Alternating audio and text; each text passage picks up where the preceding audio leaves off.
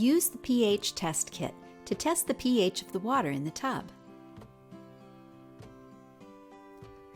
Put 5 milliliters of water from the system into the vial.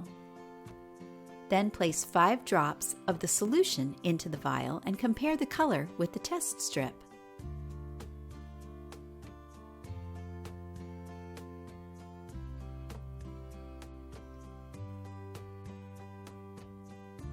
The pH should be within 5 and 7.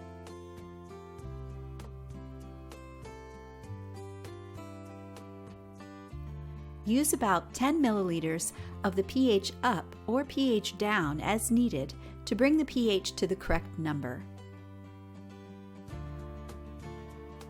If the pH isn't correct after a few tries, continue to run the system and recheck in a few days.